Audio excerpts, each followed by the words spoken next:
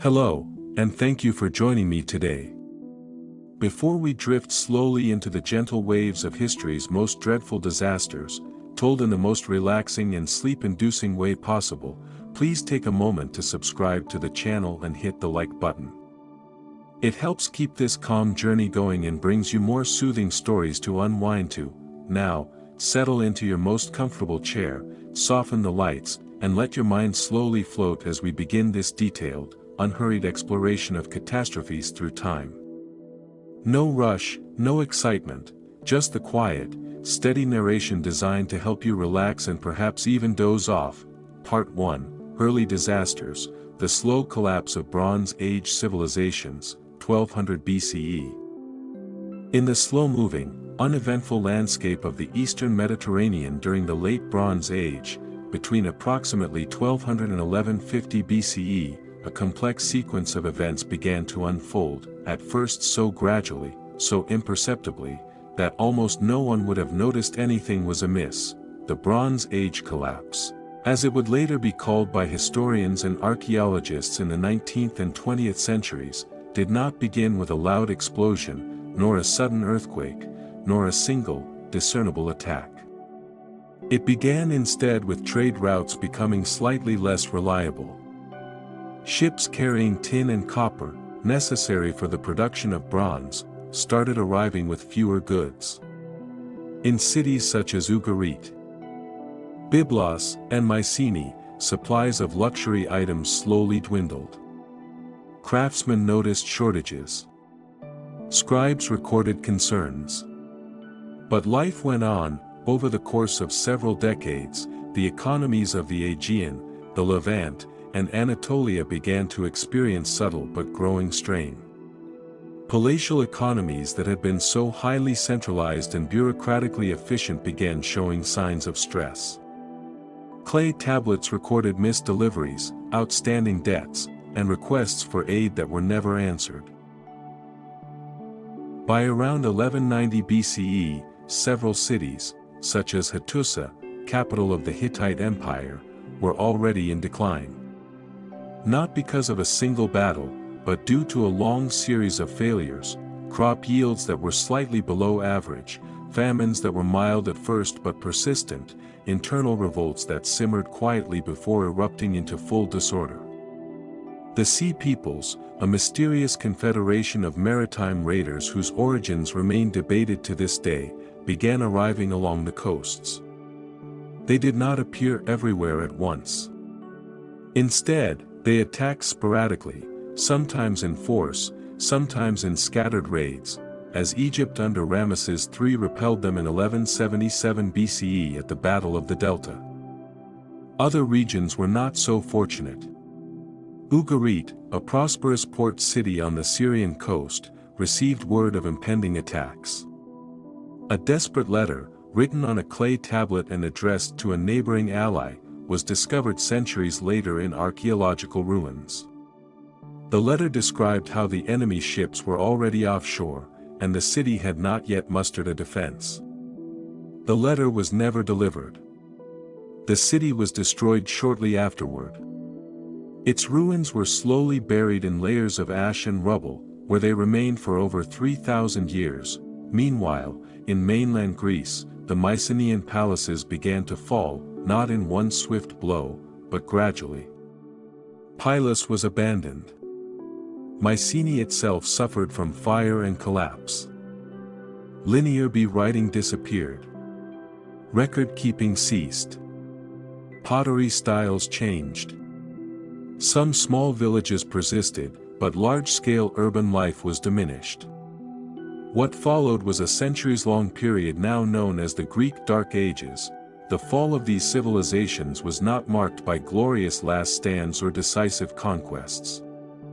It was marked by the quiet disappearance of administrative tablets, by the cessation of imports, by palaces that were no longer rebuilt, by silence in formerly bustling marketplaces, by fields left untilled. Historians debate the exact causes.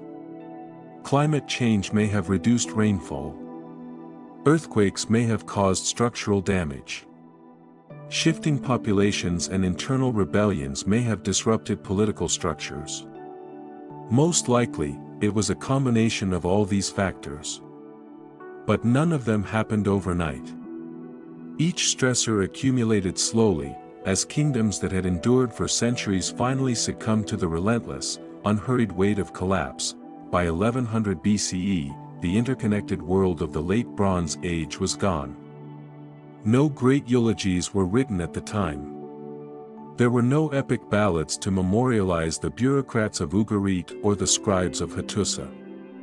Only centuries later, through archaeology and the decoding of forgotten scripts, would the full scope of the disaster become apparent. But even then, the story remains one of gradual unraveling.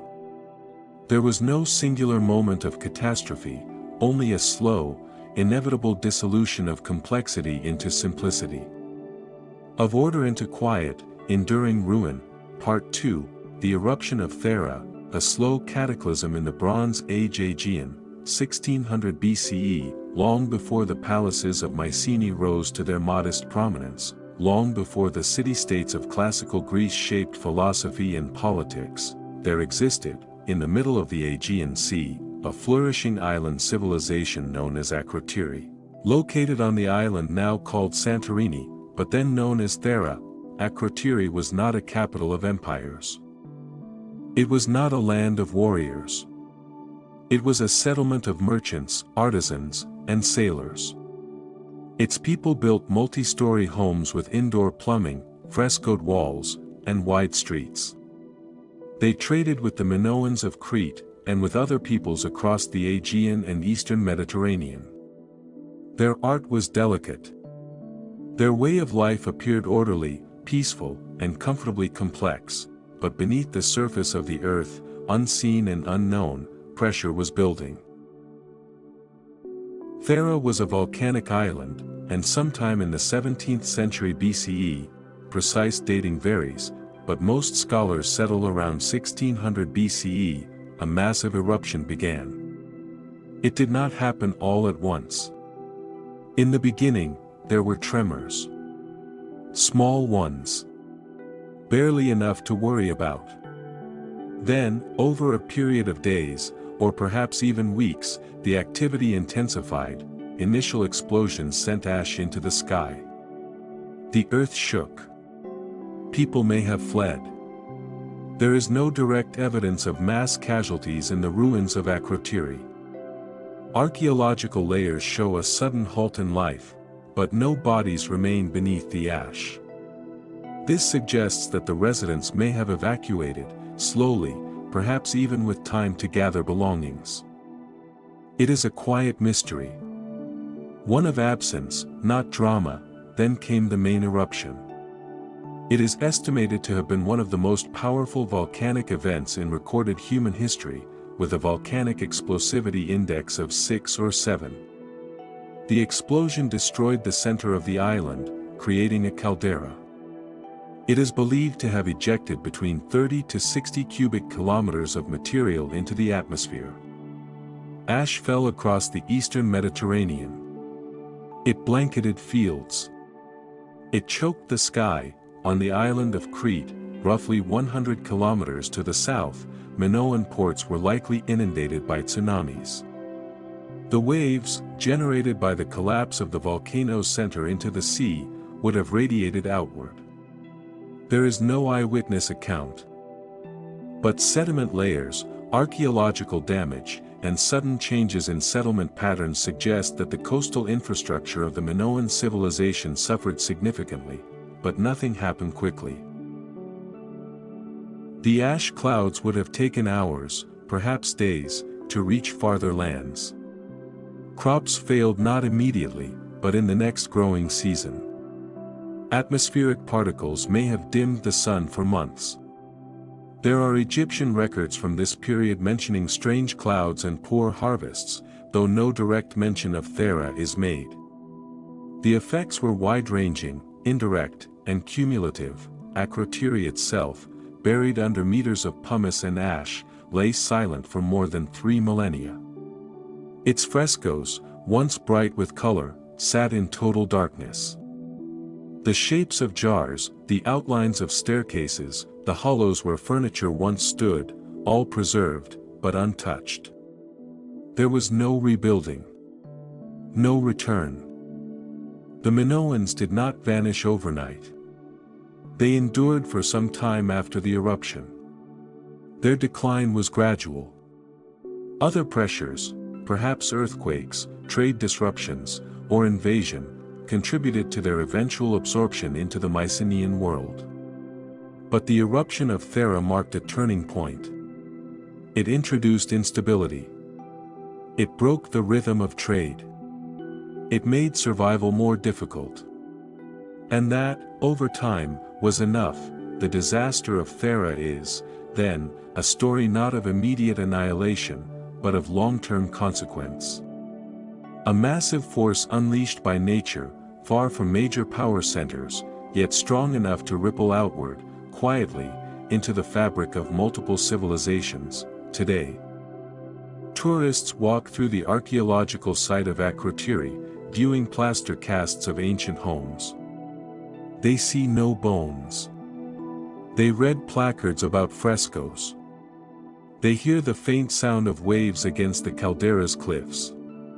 But the real story lies beneath that surface still, unfolding slowly, invisibly, in the silent ruin of a once living town, stilled in the middle of its daily routines, interrupted by nature's slow but final force.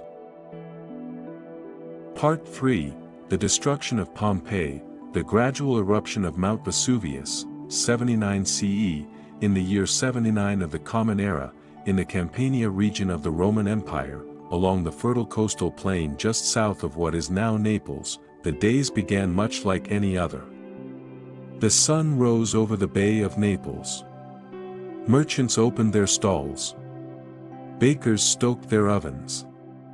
Residents of the towns of Pompeii, Herculaneum, and Stabii went about their routines with the unhurried rhythm of late summer in the Mediterranean. Mount Vesuvius stood in the background as it had for centuries. A mountain among many. It was not known to the inhabitants as a volcano. The Latin word volcanus, drawn from Vulcan. The Roman god of fire, had not yet been firmly associated with the geologic processes of explosive eruption. The people did not speak of seismic hazard or pyroclastic flows. They spoke, instead, of trade, of harvests, of taxes, of gods. They swept their mosaic floors and washed their garments in the basins of public laundries, and yet, over the weeks leading up to that day in late August or possibly October, modern scholars debate the exact date, the signs began to accumulate. There were tremors. Faint at first. Then stronger. The tremors were not rare in the region, and many were accustomed to them. Life continued. Marketplaces remained open. Banquets were scheduled, then, in the early hours of the eruption. Sometime around midday, a plume of ash and pumice began rising from the summit of Vesuvius. Pliny the Younger, a Roman author and magistrate, described the event from across the bay at Misenum. He would later write 2 letters detailing the eruption to the historian Tacitus. These letters survive. They are among the only contemporary accounts of a volcanic eruption in antiquity. The column rose high into the sky. Pliny compared its shape to a pine tree, wide at the top and narrow at the base. Ash began to fall. Not quickly, but slowly at first. It coated rooftops. It accumulated in courtyards. People fled, but not all at once. Some stayed indoors. Some covered their heads with cloth. Some packed their belongings. The air grew thick. Darkness fell though it was still day. By the end of the first day, roofs in Pompeii began to collapse under the weight of pumice. Streets were filled with volcanic material. Fires broke out. Some residents tried to flee through the gates. Others sheltered in homes and temples. Overnight, the eruption intensified. What followed were pyroclastic surges, waves of superheated gas and ash that traveled down the mountain at extraordinary speed. These flows did not just bury the towns, they incinerated. Temperatures are estimated to have reached over 300 degrees Celsius. Bodies were not burned so much as instantaneously killed by heat exposure. Death was likely instantaneous. Bones fractured from thermal shock. Clothing vaporized. Pompeii was buried under more than 4 meters of ash and pumice. Herculaneum, closer to the mountain, was overwhelmed by a different set of surges, hotter, denser, more immediately fatal. Buildings were carbonized. Wooden beams preserved as charcoal. Food left on tables was flash-cooked and buried. Pliny the Elder, uncle of Pliny the Younger and admiral of the Roman fleet, attempted a rescue mission. He died during the eruption, likely from exposure to toxic gases near Stabii. His nephew, who remained behind in Misenum, survived and continued writing, eventually providing us with the most sober and detailed account of the events. When the eruption finally ceased, after nearly 24 hours, there was no one left to rebuild. The towns were abandoned. The locations of Pompeii and Herculaneum were eventually forgotten. Over the next centuries, soil and vegetation covered the ruins. The Roman world moved on. Later eruptions occurred, but they did not uncover what had been buried. It was not until the 18th century that the ruins were rediscovered. Excavations began slowly. Initial diggers sought valuables, not history. Over time, as archaeological methods improved, the true nature of the disaster emerged. Today, plaster casts of the victims, formed by pouring liquid plaster into voids left by decomposed bodies and hardened ash, stand in silent rooms and open courtyards.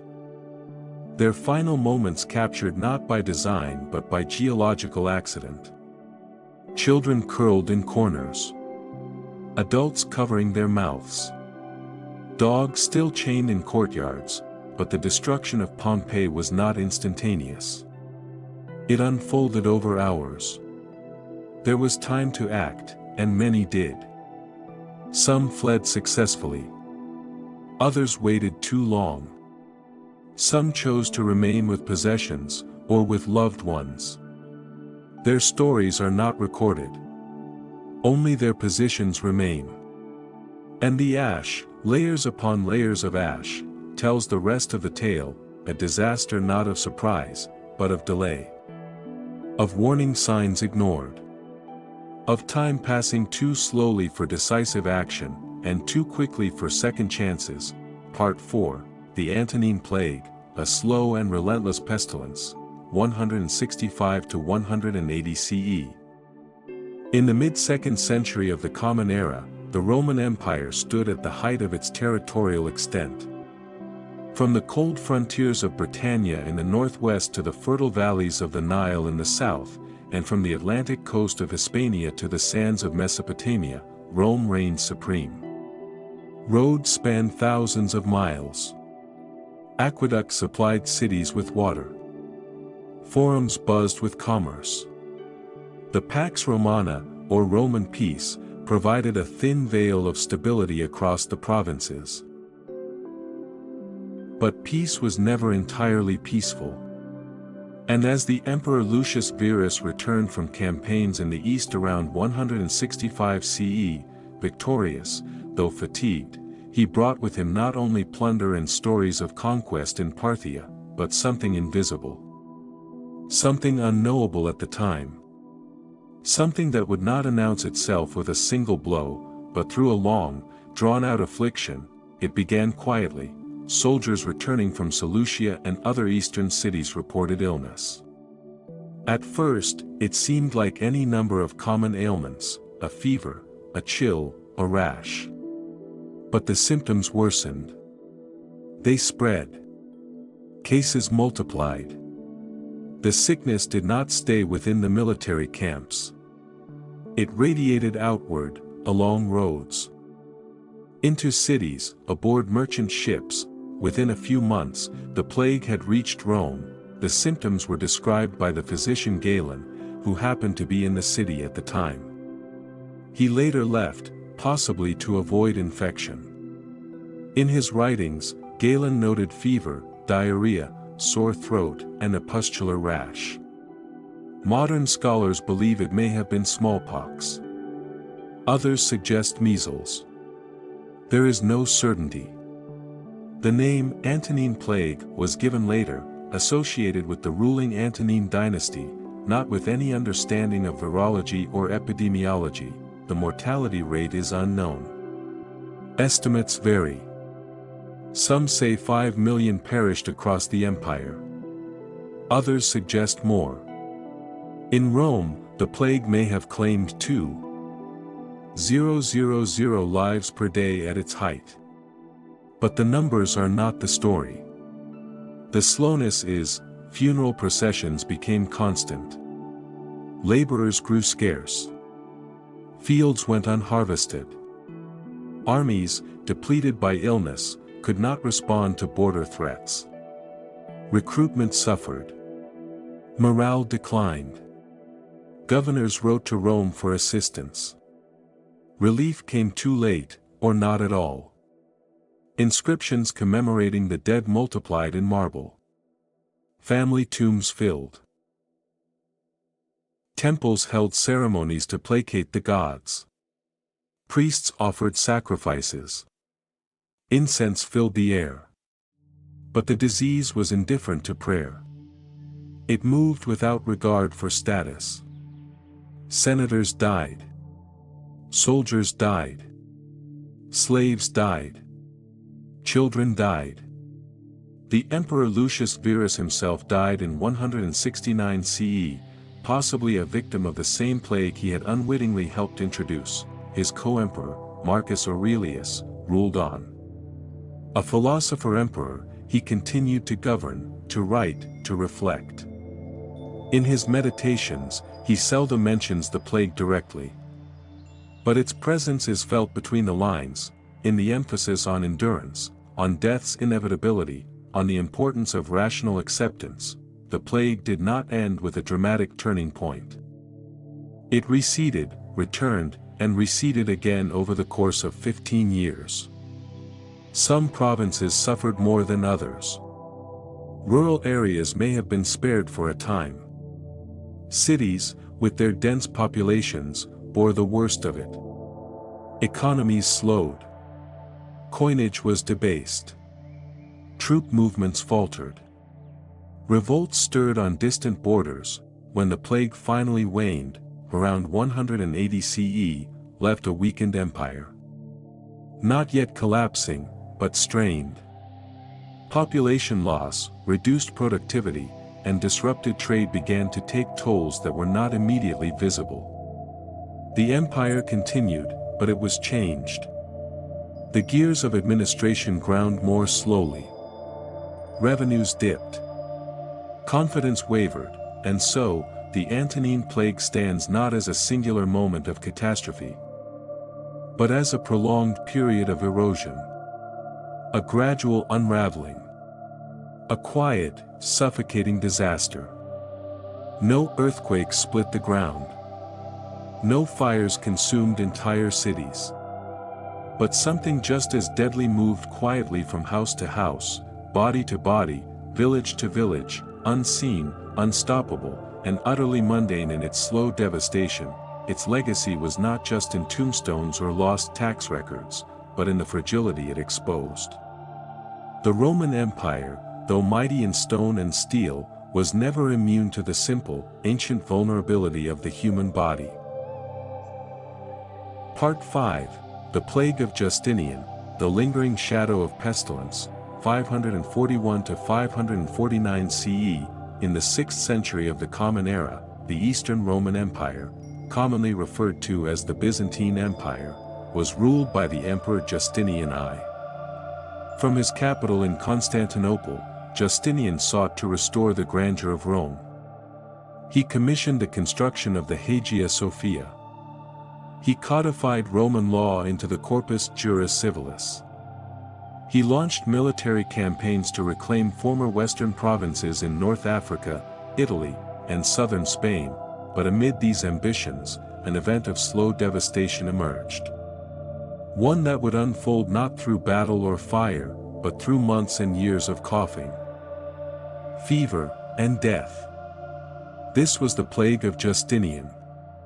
A prolonged pandemic that would mark the first known appearance of bubonic plague in recorded history. It began in 541 CE, in the Egyptian port city of Pelusium, on the eastern edge of the Nile Delta. Trade routes carried grain and goods, but also fleas and rats. From Pelusium, the plague spread east to Palestine and west toward Alexandria. Within a year, it reached Constantinople. Contemporary accounts are sparse, but notable. Procopius, a court historian, provided one of the few surviving narratives of the event. In his History of the Wars, he describes the outbreak in detail, and with a tone of sober detachment. Symptoms included sudden fever, swelling in the groin, armpit, or behind the ears, and delirium. Some died within a day. Others lingered. The afflicted wandered the streets in confusion, or collapsed in public squares. The pathogen, Yersinia pestis, is now believed to have been the cause, transmitted by fleas that infested rats, which thrived in grain stores and ship holds. The disease likely spread through three primary forms: bubonic, septicemic, and pneumonic. The bubonic variety caused the swelling of lymph nodes, or buboes. The pneumonic variety, which infected the lungs, was capable of person-to-person transmission via droplets, making it even more deadly in crowded cities. As the disease took hold in Constantinople, the city slowed. Markets emptied. Ships stayed in harbor. Officials died. Entire households perished. Corpses were stacked in the streets. Burial space ran out. Justinian ordered mass graves dug. When those overflowed, bodies were placed in buildings, in towers, or thrown into the sea. The air became fetid. Survivors wore perfumes or held cloth to their faces. Procopius estimates 10,000 deaths per day in the capital at the height of the outbreak. Modern scholars debate these figures, but the scale was clearly immense. Justinian himself contracted the plague, but survived. His empire, however, did not emerge unscathed. The plague did not vanish after a few months. It returned in waves. For over 2 centuries, it resurfaced periodically across the Mediterranean and the Near East. It hampered military campaigns. It disrupted agriculture. Tax revenue declined. Cities shrank. Labor shortages occurred. Trade stagnated. Cultural life receded into more insular patterns. The loss of population in Italy, Syria, Egypt, and Anatolia changed the demographic and economic foundations of the empire. The Justinianic plague is estimated to have killed 25 to 50 million people over 2 centuries, possibly a quarter to half of the population of the Mediterranean world. But it was not fast. It was not immediate. It was not a fire that burned once. It was a slow suffocation. A presence that returned like a shadow, never fully leaving, only receding temporarily. Entire villages disappeared. Tax registers fell out of date. Farms went to seed. Monasteries recorded loss after loss. Soldiers deserted. Ships sailed unmanned. The ambitions of Justinian, so grand at the start of his reign, began to wither. His wars in Italy stalled. The western provinces, reclaimed briefly, slipped again into instability. Rome itself declined further into obscurity, but life went on, survivors endured. Children were born amid the pestilence. Crops were still planted. Candles were still lit. Hymns were still sung. The empire persisted, diminished but not destroyed. The plague did not end the Byzantine state, but it left deep, invisible scars, and so it was that a disease, unseen, microscopic, poorly understood, became one of the most significant forces in the shaping of late antiquity. It did not conquer by storm or sword, but by attrition. By waiting. By creeping slowly, steadily, across ports and rivers and roads. It was not dramatic. It was not explosive. It was a long silence interrupted by coughs. A slow decline marked by empty chairs and cold hearths. It was death at a distance, and then nearby, and then everywhere.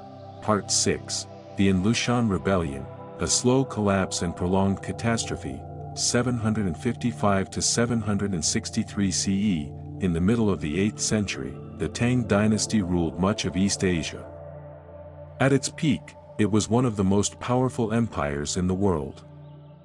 The capital city, Chang'an, present-day Xi'an, was vast, populous, and cosmopolitan.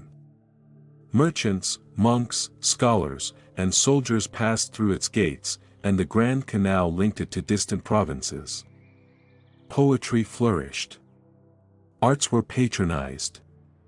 The imperial examination system provided a pathway to office.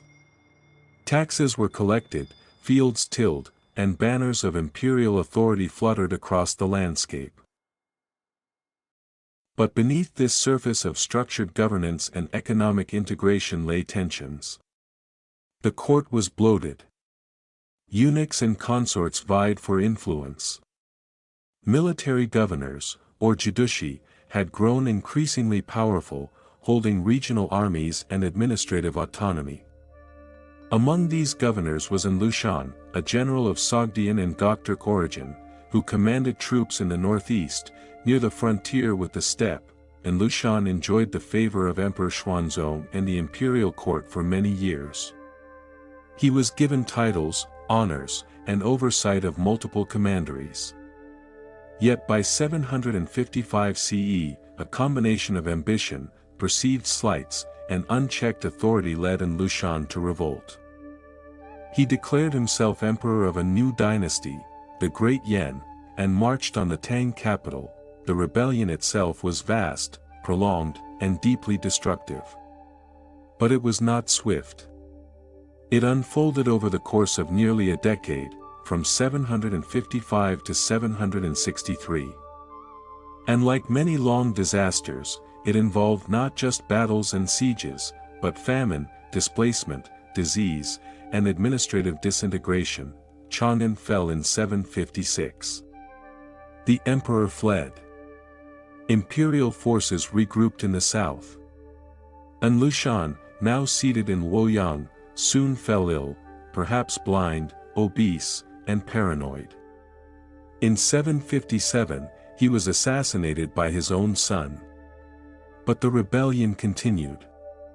New generals, loyal to the rebel cause, extended the conflict across the central plains. Drawing in millions of peasants, soldiers, and conscripts, fields were left unplanted. Irrigation systems decayed. Granaries were plundered. Civilians, caught between imperial and rebel forces, fled en masse. Refugees poured into cities. Roads became clogged. Trade ceased. Rivers were clogged with the dead. The agricultural heartlands of China, the Yellow River Valley, became wastelands. Estimates of the death toll vary. Some place the figure as high as 36 million, a staggering number that may include deaths by famine, disease, and displacement, as well as casualties from warfare. While modern historians question the precision of Tang's census data, the demographic shock was undeniable. Whole prefectures vanished from the tax registers. Some counties never recovered. The southern regions grew in relative population share thereafter, reflecting a long-term geographic shift. The war was not constant in intensity, but it was unrelenting in effect. Armies moved slowly. Sieges lasted for months. Negotiations faltered. Towns changed hands multiple times. Provincial governors declared neutrality or switched allegiance. The imperial treasury was emptied. Eunuchs gained control over palace guards. Trust eroded at every level. The emperor abdicated. His successor, Emperor Suzong, relied increasingly on foreign troops, including Uyghur mercenaries, to stabilize the front. These auxiliaries helped reclaim cities, but they also looted and committed atrocities. Even victory was not restorative. By 763, the rebellion formally ended with the death of Shi Chaui, the last rebel leader. But the damage had been done. Tang authority was restored only in name. The central government remained weakened. Regional military governors retained their power. The court could no longer assert effective control across the empire. The bureaucratic machinery that had once made the Tang state formidable was hollowed out. Infrastructure remained damaged. Dikes were broken. Canals silted. Temples and estates lay in ruins. Local registrars could not conduct accurate censuses. Tax records were incomplete. Labor conscription faltered. In the years that followed, revolts and military insubordination became more frequent. Culturally, the trauma left an imprint. Poems of the era, especially those by Du Fu, captured the sorrow of the time, describing burning villages, scattered families, and the silence of fields where crops no longer grew. While art continued, it was now tinged with melancholy. The Lushan rebellion, therefore, was not a single battle or a quick uprising. It was a slow collapse. A creeping breakdown of order. A disaster not only of armies, but of famine, disease, and despair. It turned the breadbasket of an empire into a graveyard. It turned a golden age into a long dusk, and it changed the trajectory of Chinese history, not through immediate ruin, but through years of attrition. Administrative decay, and slow demographic devastation. Part 7, The Eruption of Mount Asama and the Tenmei Famine, a slow-moving crisis in late Edo Japan, 1783 to 1787. In the latter half of the 18th century, Japan was governed by the Tokugawa shogunate, a military regime headquartered in Edo, present-day Tokyo. The nation was politically unified, socially stratified, and economically self-contained. Foreign trade was tightly regulated through the policy of Sakoku, and most of the population remained rural, living as farmers, artisans, or petty samurai. The administrative order was stable, but also rigid and heavily reliant on agricultural productivity, especially rice. It was into this setting that a series of calamities would slowly unfold. They would not begin with an invasion, nor even with a clear enemy, but rather with shifts in the weather, disruptions in agriculture, and ultimately, the violent awakening of a volcano. The year was 1783. On the southern edge of the Japanese island of Honshu, in the province of Shinano, now Nagano Prefecture, stood Mount Asama. It was an active stratovolcano, known to emit smoke from time to time, but without major recent incident. In May of that year, rumblings began. Smoke thickened. The air around the summit grew acrid.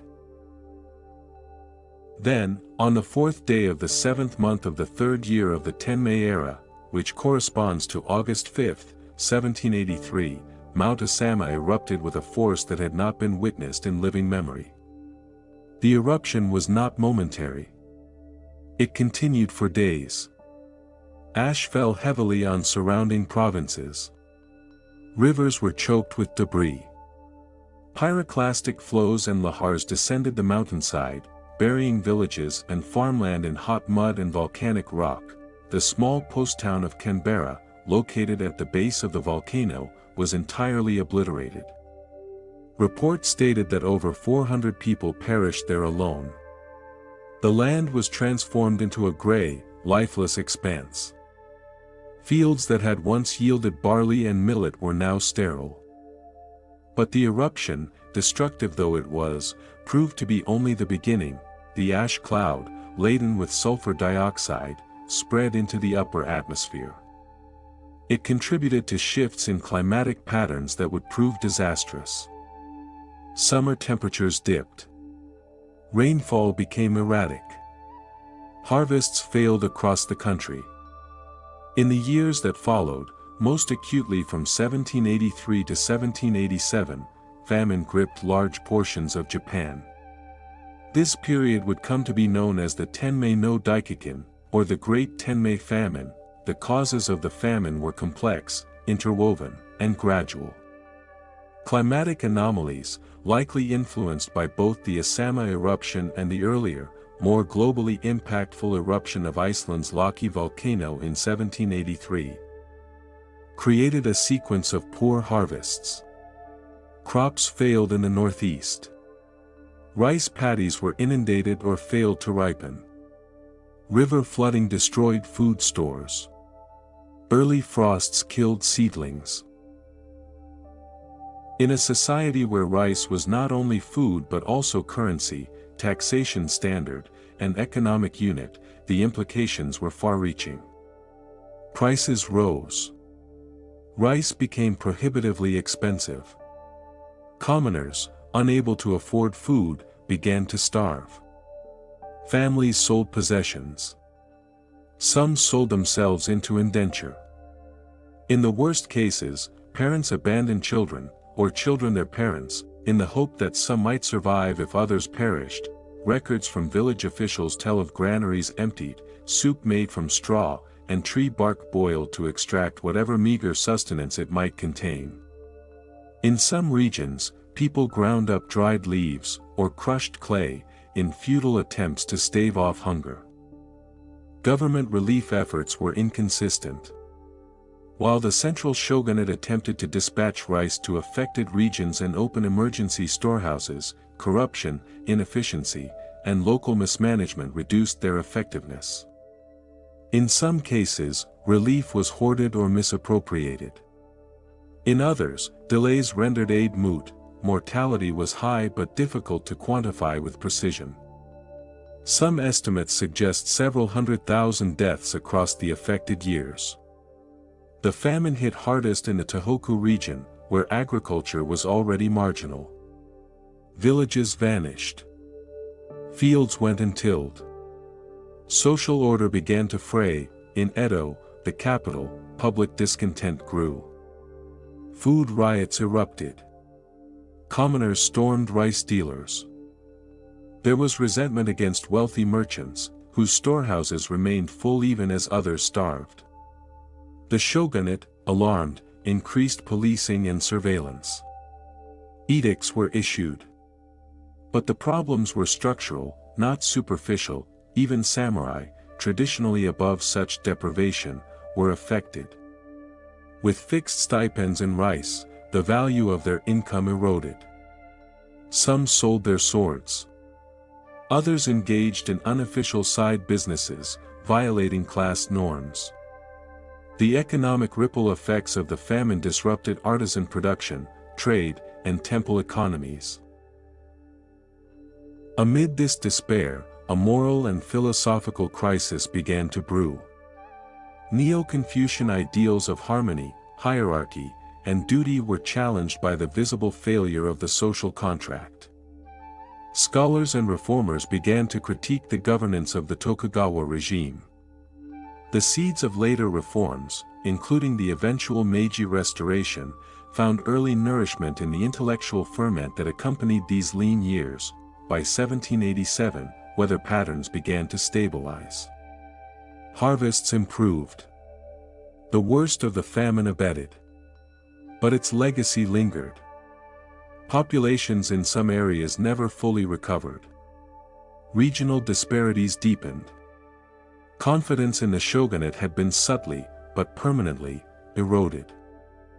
Thus, the 10 May famine, catalyzed by volcanic eruption but exacerbated by structural rigidity and climatic unpredictability, serves as a classic example of a slow disaster.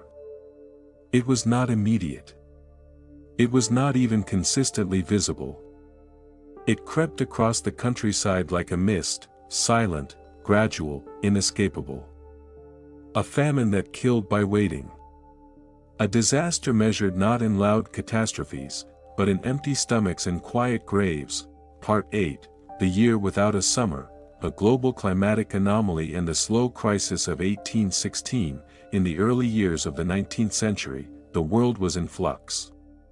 Napoleon had been defeated at Waterloo in 1815. European nations were attempting to restore balance and order through the Congress of Vienna. Across the Atlantic, the United States was emerging from the War of 1812, dealing with political reorganization and economic recalibration. In Asia, empires were adjusting to internal pressures and external tensions. The world, in short, was restless. It was during this period that a volcano erupted. Not in Europe. Not in America. But in the Dutch East Indies, modern-day Indonesia, on the island of Sumbawa. The volcano was Mount Tambora. On the 10th day of April in the year 1815, Tambora exploded in one of the largest volcanic eruptions in recorded history. The eruption column reached an estimated height of over 40 kilometers. The noise was heard as far away as Sumatra, over 2,600 kilometers distant. Ash fell like snow. The mountain, once 4,300 meters tall, collapsed into itself, forming a vast caldera and losing approximately one-third of its height. Tens of thousands died immediately from pyroclastic flows and tsunamis triggered by the eruption. Entire villages vanished. But these were only the proximate effects. The eruption released immense quantities of sulfur dioxide into the stratosphere. These aerosols spread around the globe, forming a veil that partially blocked solar radiation. The Earth's average temperature declined, albeit slightly, but enough to disrupt weather patterns and agricultural cycles in profound ways. The year that followed, 1816, became known as the Year Without a Summer. It was not a single storm. Not a singular flood. It was a slow and steady deviation from climatic norms. Across the northern hemisphere, temperatures failed to rise in spring. In New England, snow fell in June. In Quebec, there was frost in July. Crops that had begun to grow withered in the cold. Farmers planted late, only to have their fields destroyed by unexpected freezes. In Europe, the situation was similar. Persistent rain, overcast skies, and chilly temperatures defined the summer months. The German states experienced massive crop failures. In Switzerland, it rained almost without ceasing. France reported ruined vineyards. In the United Kingdom, wheat prices surged as harvests failed in succession. The famine was not absolute, but it was widespread and lingering. The lack of crops meant food shortages. The shortages led to hoarding. Hoarding led to price spikes. The poor, unable to afford basic grains, starved. In Ireland, the oat and potato crop failed. In parts of Germany, desperate citizens consumed cats, dogs, and boiled grasses. These shortages triggered social unrest. In the British Isles and on the continent, bread riots broke out. Storehouses were looted. Cartloads of grain were seized by mobs. Local authorities responded with force.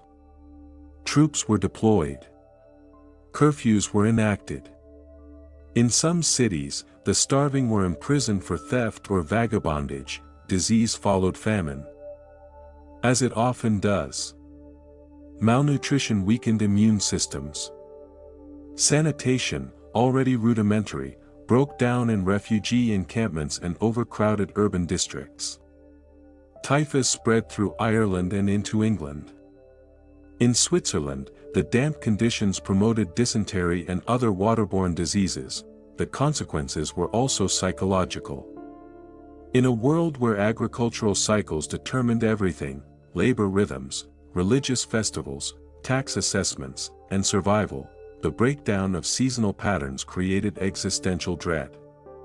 Some interpreted the cold and dark as divine punishment. Millenarian sects gained followers.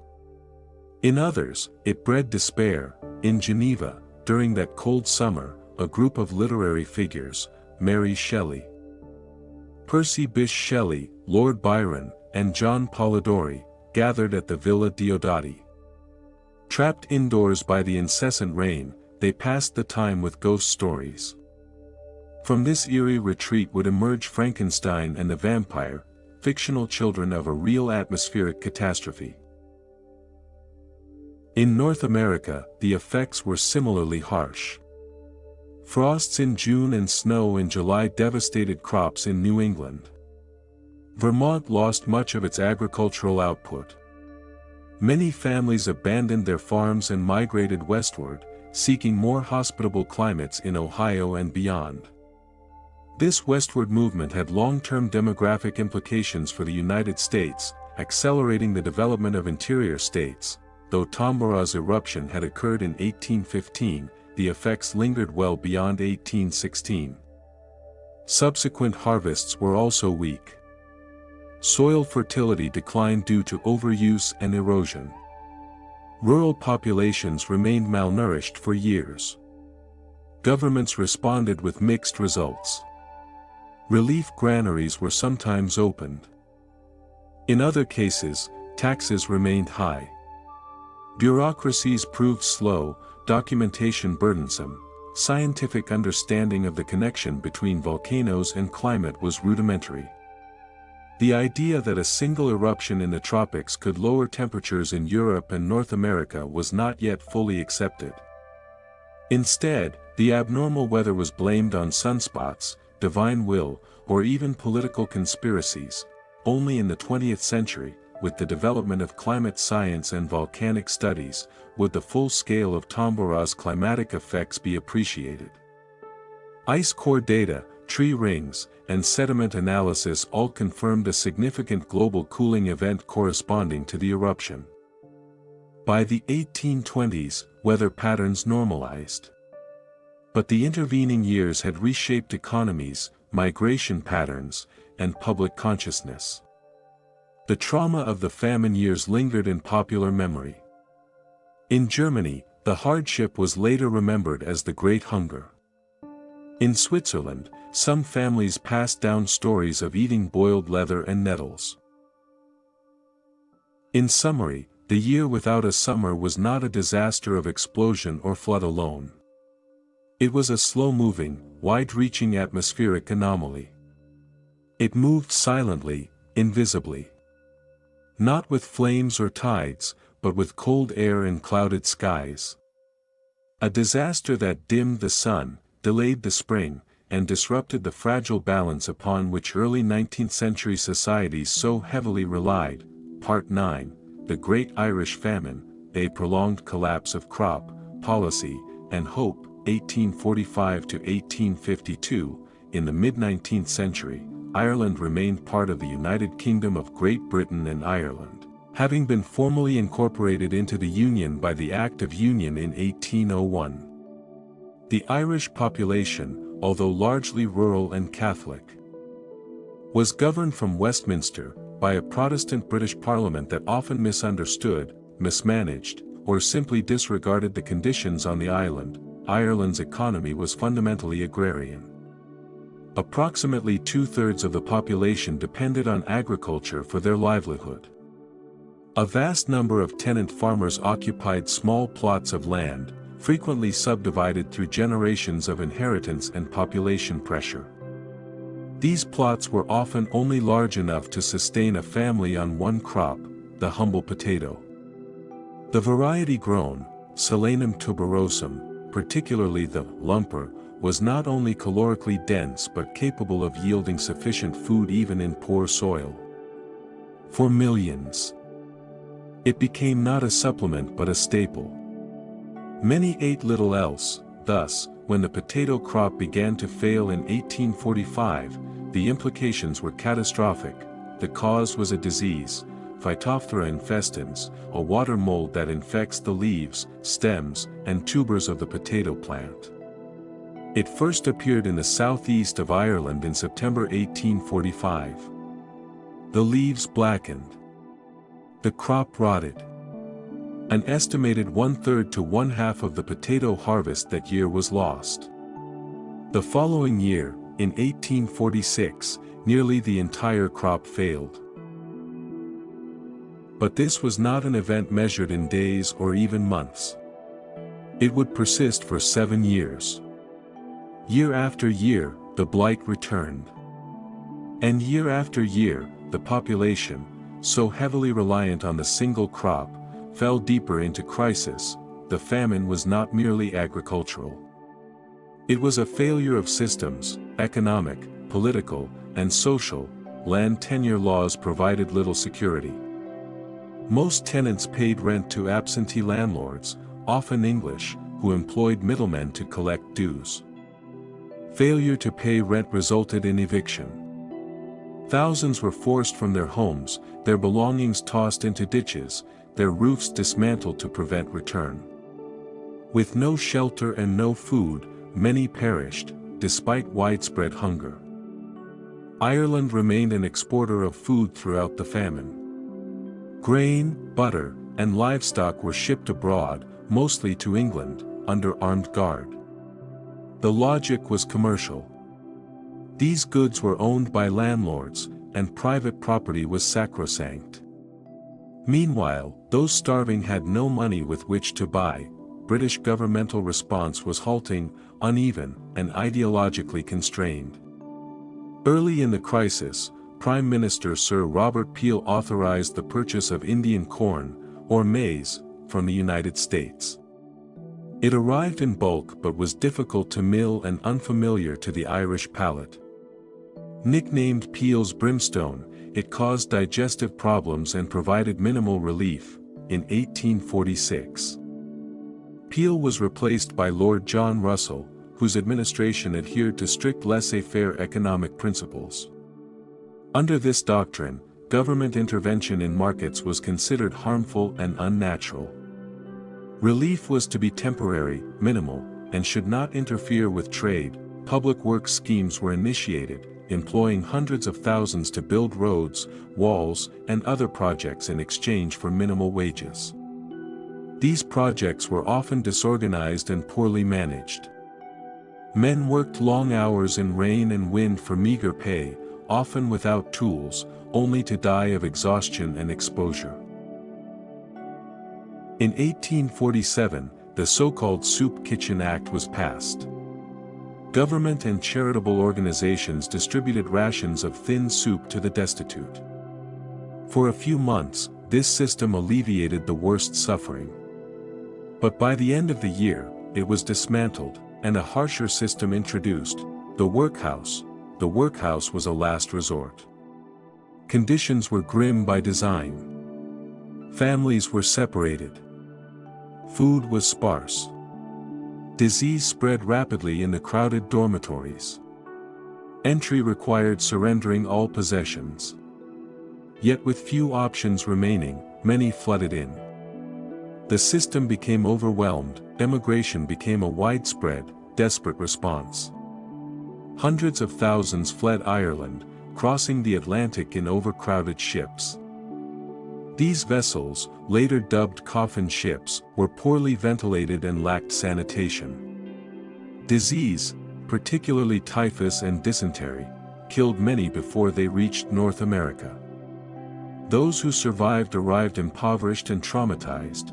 Between 1845 and 1852, Ireland lost approximately 1/4 of its population. 1 million died. At least another million emigrated. The psychological and demographic scars were lasting.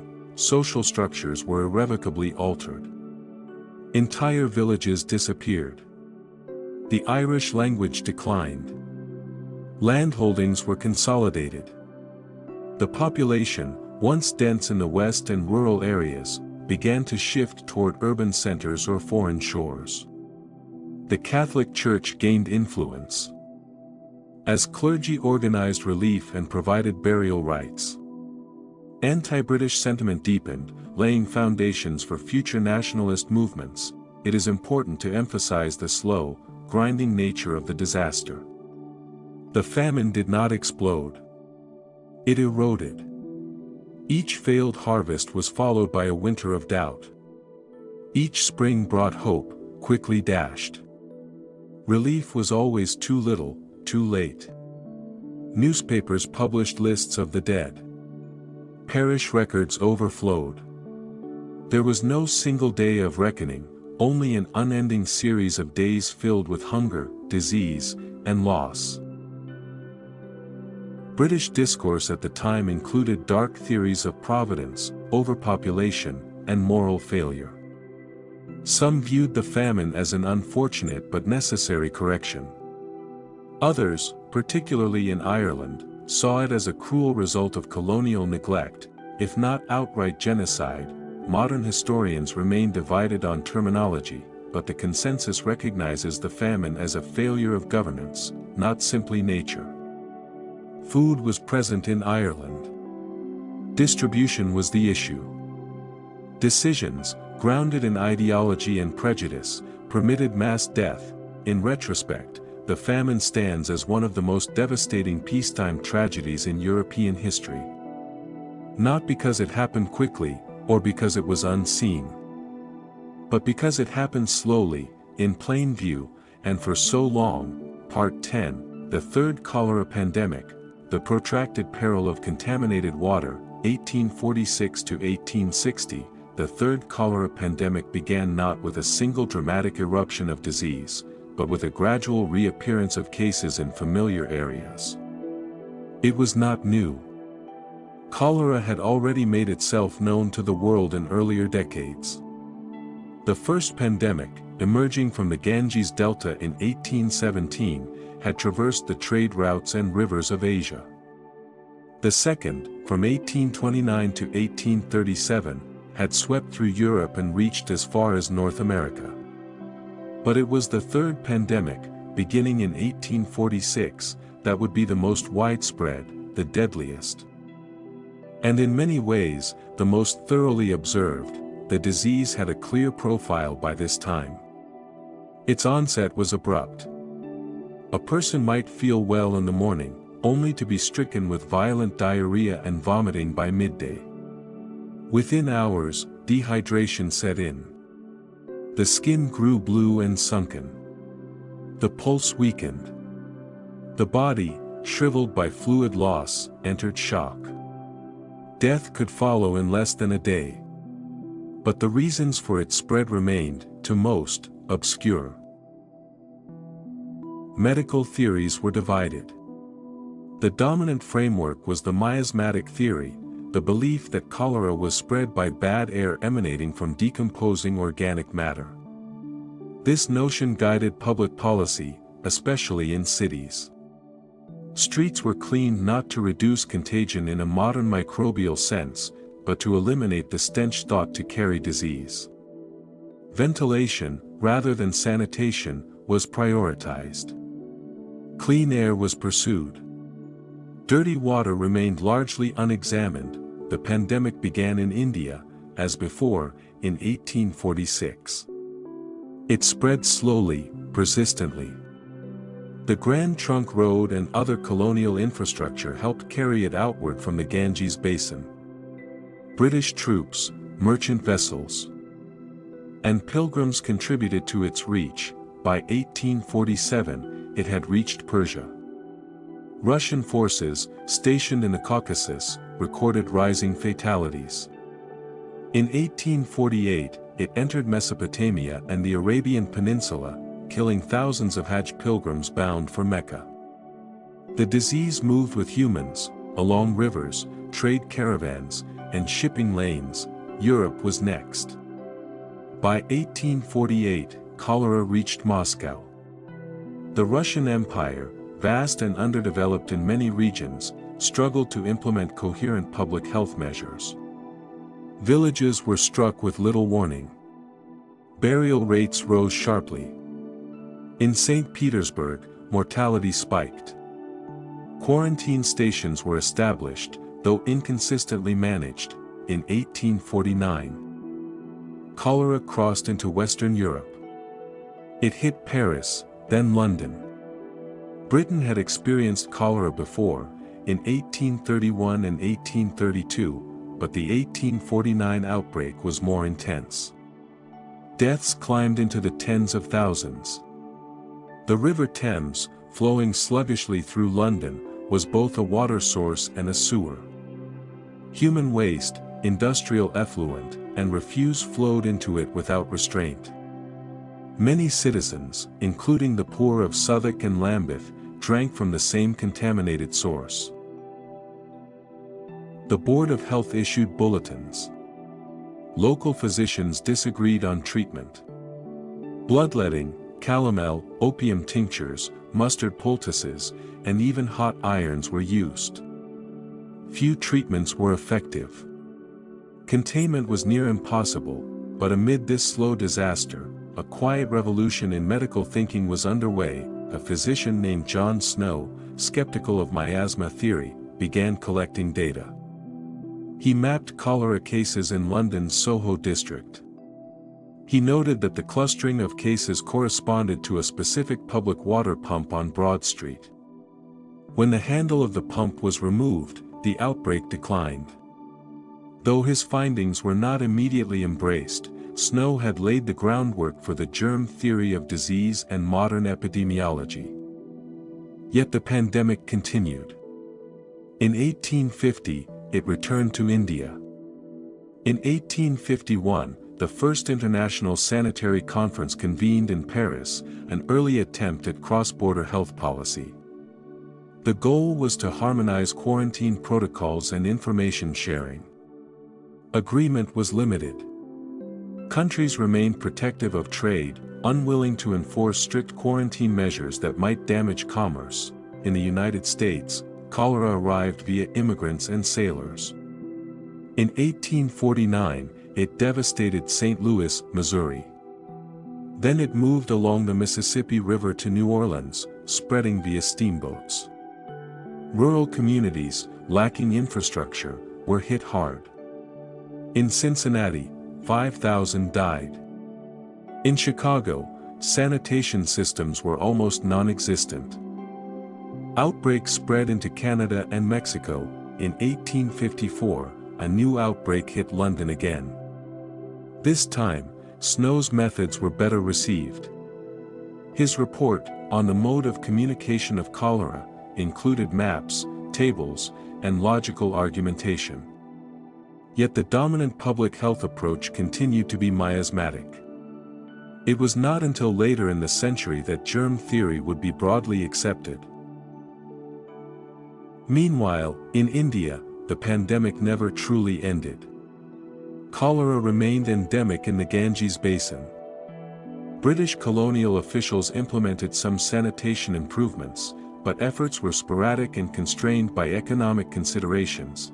By the late 1850s, the pandemic began to wane in intensity.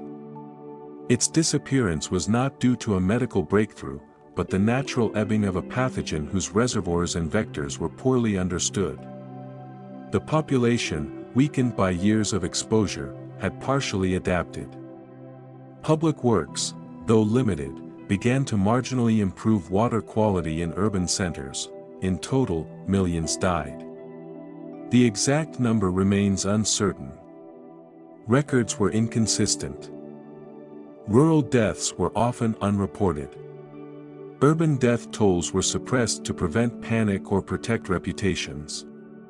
But the footprint of the pandemic was vast, and it was slow. Year after year, new outbreaks emerged. Governments convened commissions, wrote reports, and debated causes. Relief arrived late. Infrastructure was built only after tragedy. For the poor, there was little reprieve. The legacy of the third cholera pandemic lies not in a single moment of horror, but in the steady accumulation of death, the evolution of thought, and the grudging transformation of public health policy. The lessons would only be fully embraced decades later. But they began here, in the quiet, prolonged, and avoidable suffering of millions. Part 11, The Eruption of Krakatoa, a Gradual Prelude, a Sudden Cataclysm, and Lingering Ash, 1883, in the quiet waters of the Sunda Strait, between the islands of Java and Sumatra in the Dutch East Indies, lay a small volcanic island named Krakatoa. Also spelled Krakatoa, it had long been recognized as part of a volatile geological region. The Dutch colonial authorities, while maintaining minimal oversight of the natural landscape, understood in general terms that the island was of volcanic origin. However, by the late 19th century, it had been dormant for over 2 centuries, last erupting in the 17th century. Thus, it was largely forgotten by the broader colonial administration. Visited only occasionally by surveyors, scientists, or passing sailors, it was in May 1883 that Krakatoa began to stir. On May 20th, a column of smoke rose from Purbawaitan, one of the 3 cones that made up the Krakatoa complex. There was no immediate panic. Mild eruptions of steam and ash continued into June, with occasional rumbling heard across the strait. Ships passing nearby noted the odd coloration of the sky and the presence of floating pumice. Some minor concern was voiced in Batavia, modern-day Jakarta, but there was no organized evacuation, nor was there any formal alarm issued. By August, activity had intensified. Eruptions became more frequent and more violent. On August 26, a series of increasingly large explosions began in the early afternoon, sending ash clouds upwards tens of kilometers into the sky. Seismic activity was recorded across the region. That evening, darkness began to fall prematurely as volcanic ash blotted out the sun. But it was not until the morning of August 27 that the full scale of the disaster would become evident. At 5:30 a.m., the first of 4 massive explosions occurred. These were not merely loud, they were devastating. The third explosion, at approximately 10:02 a.m., is believed to be the loudest sound ever recorded in human history. It was heard over 3,000 kilometers away, in places such as Perth, Australia, and the island of Rodriguez in the Indian Ocean. The pressure wave from the explosion circled the globe multiple times, registering on barometers as far away as Europe. The force of the eruption obliterated over 2/3 of the island. The northern 2/3 of Krakatoa collapsed into the sea, forming a caldera and triggering a series of massive tsunamis. These waves, some reaching heights of over 30 meters, radiated outward from the epicenter with lethal effect. The coastlines of Java and Sumatra were the hardest hit. Entire villages were swept away. In the town of Merak, near the Sunda Strait, thousands died within minutes. At Anjar, modern-day Anyer, the lighthouse was destroyed, and all but 1 resident perished. Further inland, the waves carried debris and bodies deep into rice fields.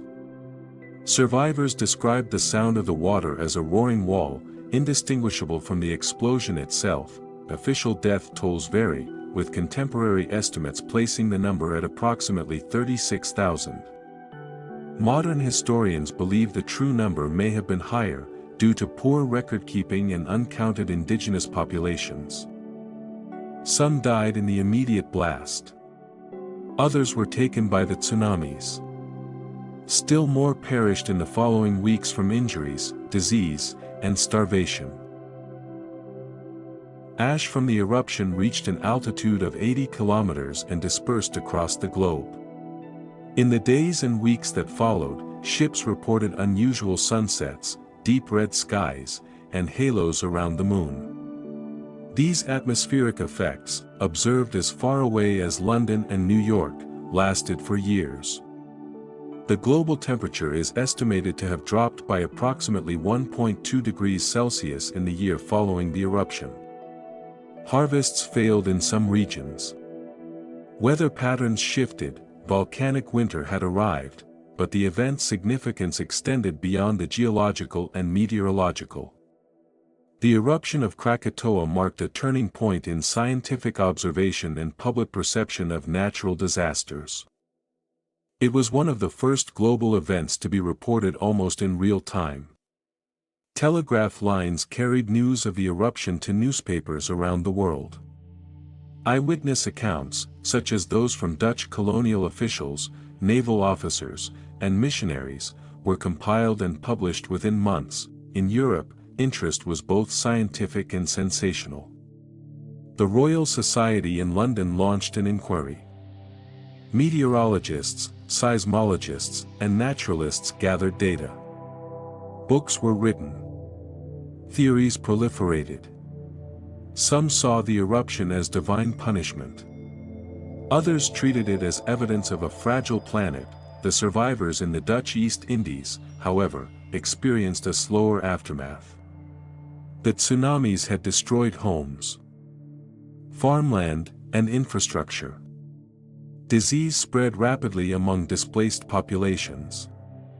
Relief was delayed by poor transportation and bureaucratic inefficiency. Many survivors lived for months in makeshift camps. Entire communities were never rebuilt. Some islands, such as Sebesi, were rendered permanently uninhabitable. Ecological recovery was equally protracted.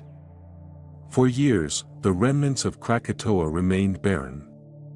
Scientists later observed the return of life, beginning with wind-blown seeds, birds, and insects. By the early 20th century, the new volcanic island of Anak Krakatoa, child of Krakatoa, had emerged from the caldera. It continued to grow, a slow and persistent reminder of the 1883 event, and yet, as dramatic as the explosion had been, the pace of the disaster was deceptive. The eruption built over months. The death toll unfolded over hours. The environmental and societal effects stretched across decades. The sound was sudden. The consequences were enduring. Krakatoa, for many, became a symbol of nature's indifference, an eruption neither predicted nor prevented. Its slow build-up and swift devastation made it one of history's most comprehensively chronicled disasters, but also one of the most haunting in its lingering effects. Part 12, the 1900 Galveston hurricane, the slow-moving catastrophe of wind, water, and weighting, on the gently sloping barrier island of Galveston, Texas, at the turn of the 20th century. The air in late summer was heavy with the ordinary humidity of the Gulf Coast. The island city, then the fourth largest in the state, with a population estimated at 38,000, had become a prosperous commercial hub, thanks in large part to its port. Cotton exports thrived. Mansions lined the streets. Churches, opera houses, and public schools were well attended. There was confidence in the city's future. It was, by local accounts, a model of Southern progress. Yet Galveston sat barely above sea level. The highest point was no more than 9 feet above the Gulf of Mexico. And while hurricanes were not unknown to the region, none in living memory had brought the full force of ocean and storm surge to the island. The idea of building a seawall had been discussed, even proposed in engineering circles, but no action had been taken. The cost was deemed high. The need was not considered urgent. September 8, 1900, was a Saturday. The day began with light rain. There had been some warning, though vague. The Weather Bureau in Washington, then still a relatively new institution, had issued general advisories. However, under policy restrictions, it had avoided the use of the word hurricane to prevent public alarm and unnecessary disruption to commerce.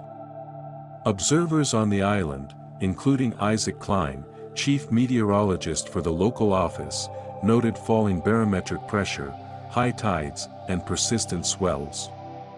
Still, life went on. Businesses opened. People strolled the avenues. By late morning, the winds had grown stronger. The rain intensified.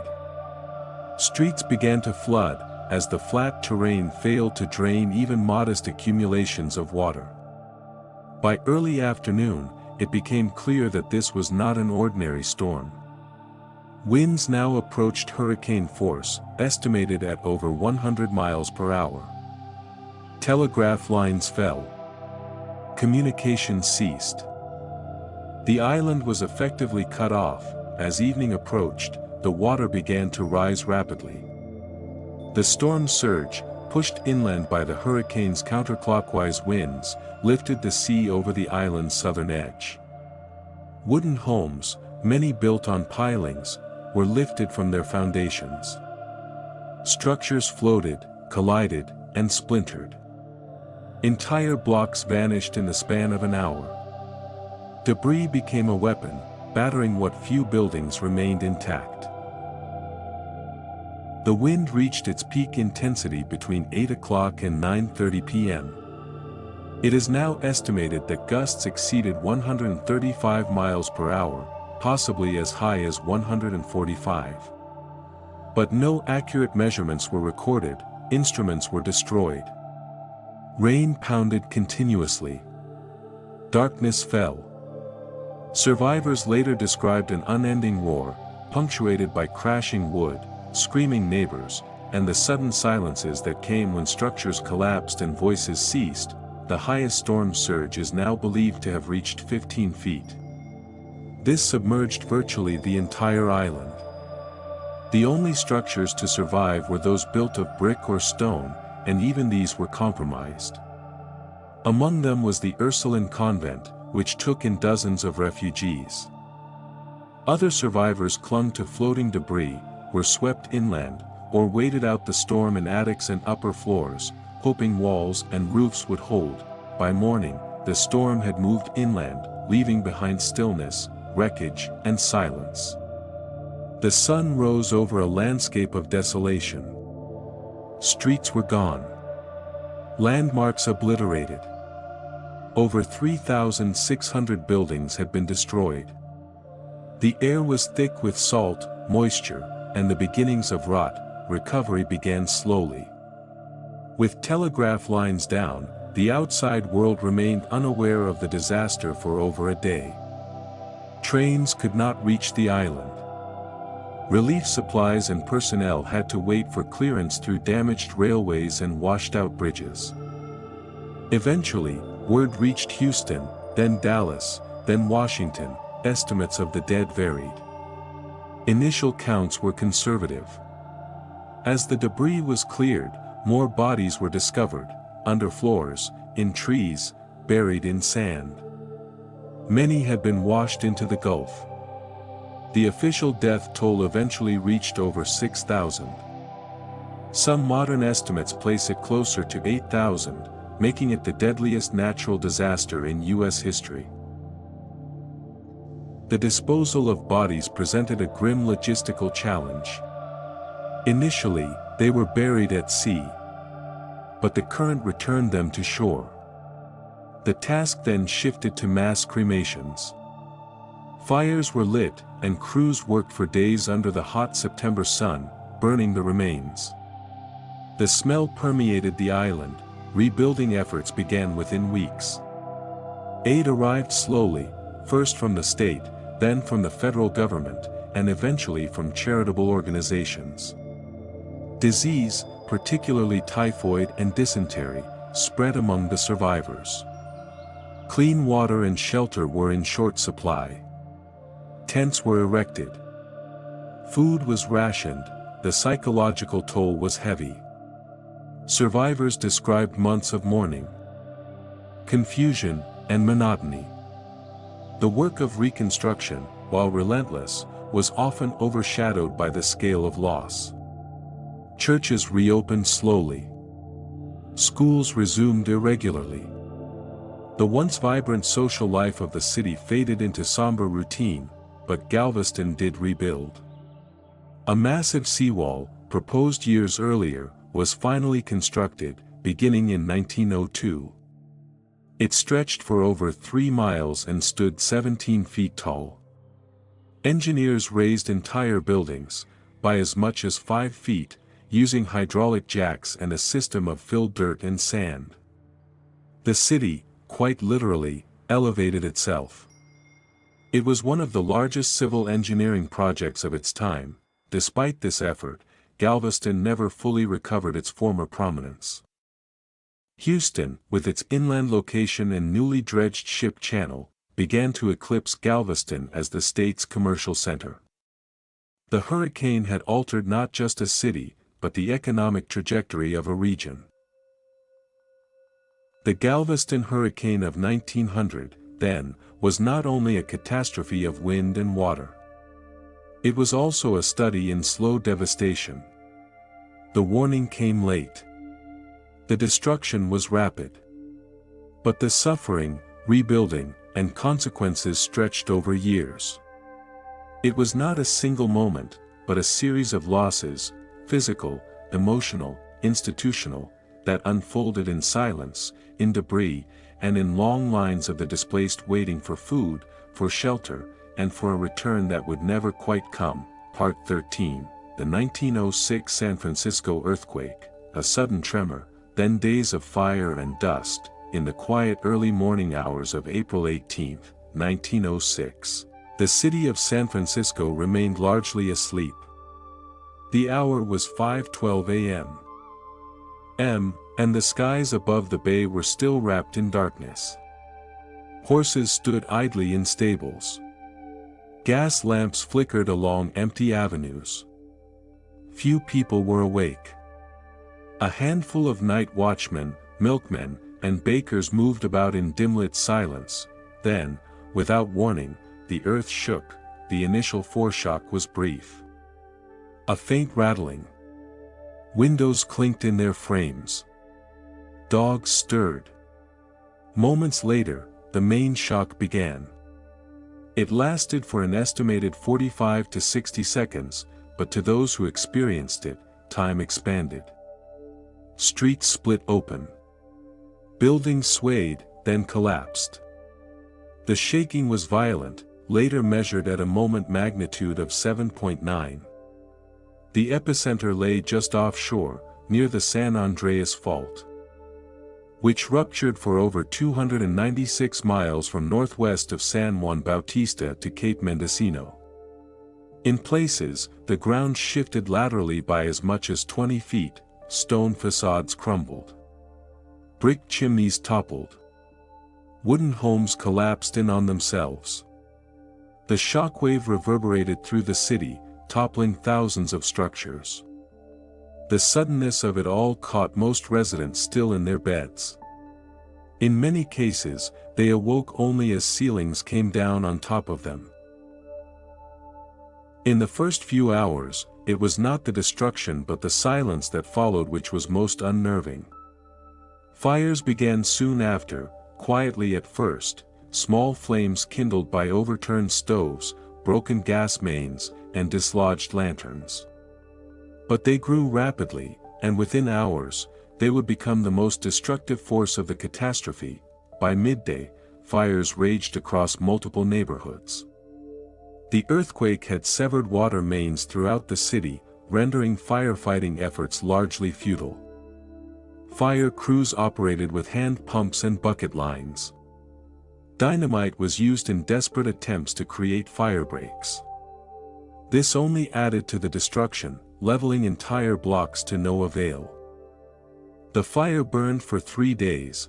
It moved steadily through the city, devouring businesses, homes, warehouses, and churches.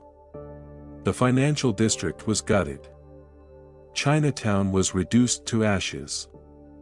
Nob Hill, once a symbol of opulence, fell silent under smoke and rubble. The air was thick with soot and despair. Survivors wandered aimlessly, dragging carts of salvaged belongings, or carrying children too tired to walk, by the time the last embers died out, over 500 city blocks had been destroyed. More than 28,000 buildings were gone. An estimated 3,000 people were dead, though the exact number remains unknown, as many deaths were unrecorded or misattributed. Hundreds of thousands were left homeless. In a city that had housed just over 400,000, tent cities sprang up in parks and along the waterfront. Golden Gate Park, the Presidio, and the Panhandle became impromptu refugee camps. The U.S. Army was deployed to distribute food and maintain order. Lines for bread and water stretched for blocks. People stood in silence, not speaking unless necessary. There was little to say. The city had been broken. Its buildings, its systems, its people. Relief came slowly. Train lines into the city were damaged. Telegraph wires were down. The federal government mobilized as best it could. Supplies were routed through Oakland and ferried across the bay. Medical care was rudimentary. Sanitation was poor. Disease spread, though it was managed with remarkable restraint given the conditions. Efforts to clear debris began within days. Horse-drawn carts carried rubble away, stone by stone. Volunteers sorted bricks for reuse. The work was slow, deliberate, repetitive. There was no miracle solution, only routine labor in the midst of devastation. Insurance claims flooded in. However, because most policies did not cover earthquakes, damage caused by fire became the primary basis for compensation. Some residents, desperate to collect, intentionally set fire to what little remained of their properties. City leaders, rather than dwell on loss, quickly turned to planning. Rebuilding became a civic obsession. Streets were widened. Building codes were revised, though not strictly enforced. New structures were built with steel and concrete. Yet for all this, scars remained. Entire neighborhoods had vanished. Lives had been quietly erased. Economically, San Francisco would recover. The banking sector stabilized. The port reopened. Trade resumed. But psychologically, the trauma lingered. Survivors recalled the sensation of the ground moving beneath them, not just once, but in the hundreds of aftershocks that followed in the weeks to come. The disaster also left an enduring mark on seismology. The earthquake prompted a scientific investigation led by geologist Andrew Lawson. The Lawson Report, published in 1908, established new standards for the measurement of seismic events and identified the San Andreas Fault as the primary source of the rupture. It was dry reading, filled with maps, diagrams, and technical descriptions, perfectly suited to the slow, methodical tone that characterized the aftermath. Today, only fragments of the 1906 city remain. A few buildings. A few photos. Personal diaries, written in neat cursive, describe the long days of waiting for help, for news, for sleep, for something that felt like normal, and in that long wait, the true nature of the disaster becomes clear. Not simply in its force, but in its duration. The ground shifted once. The lives, however, remained altered for years. The destruction came quickly. The reckoning lingered. Part 14, The Triangle Shirtwaist Factory Fire of 1911, a slow, smoldering tragedy of locked doors and desperate flight, in the heart of New York City's Greenwich Village, at 23, Washington Place, stood the Ash Building.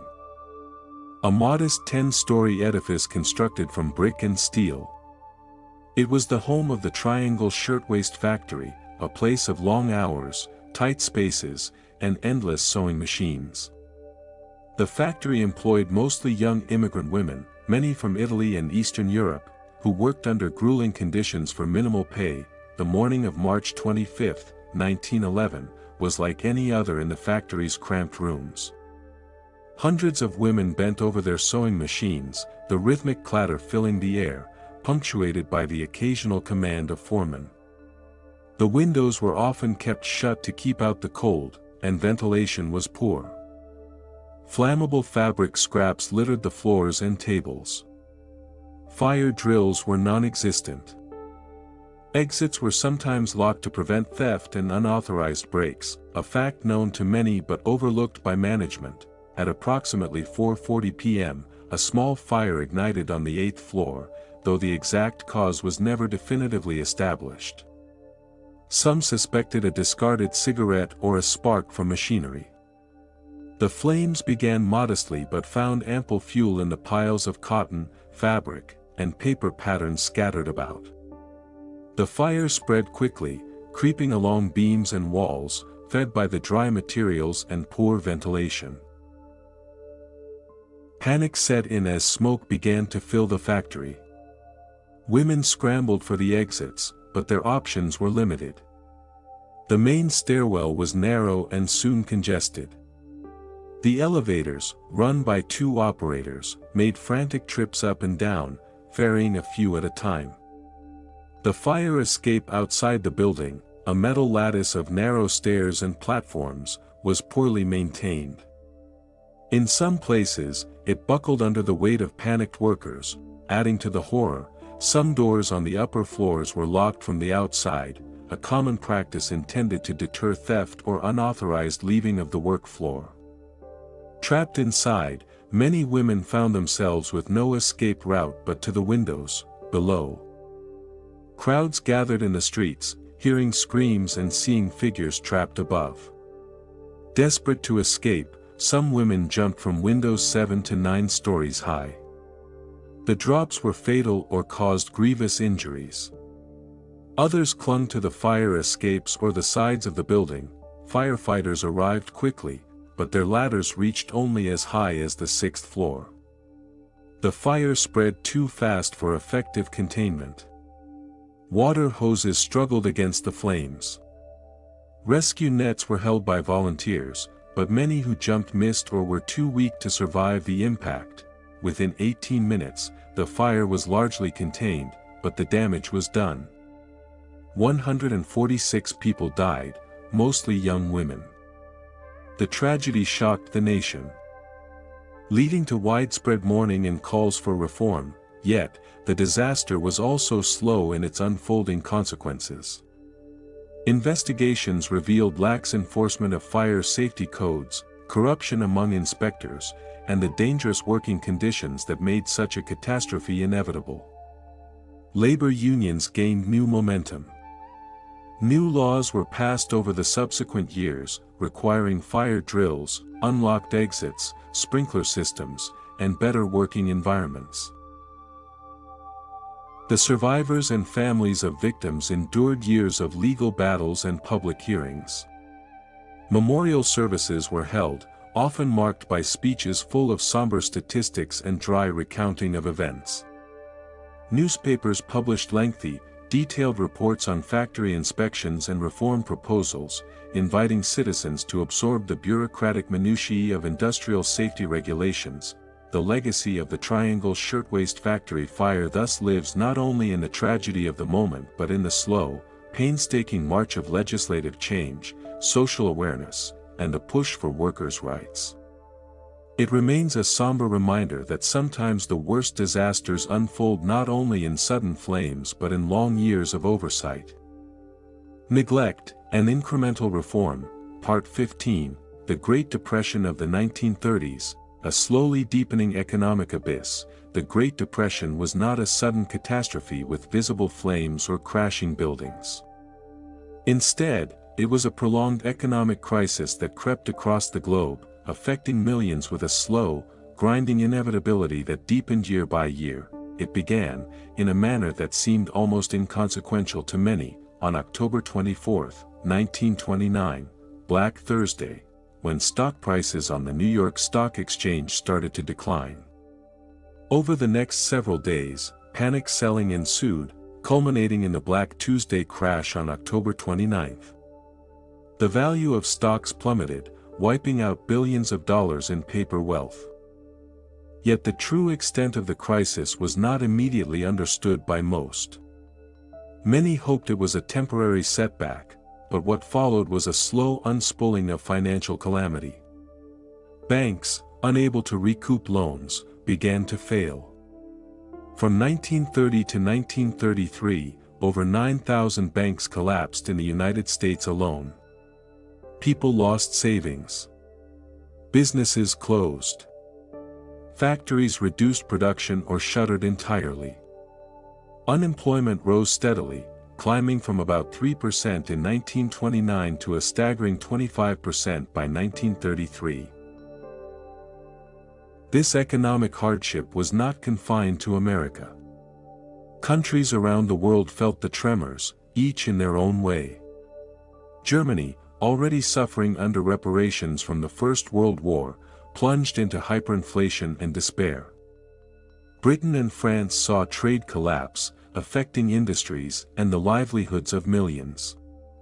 Canada, Australia, and many others endured falling commodity prices and rising joblessness.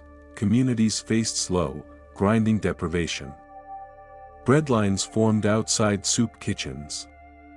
Shantytowns, derisively called Hoovervilles after the then-President Herbert Hoover, spread in urban areas. Families faced eviction as rents went unpaid. Children left school to work.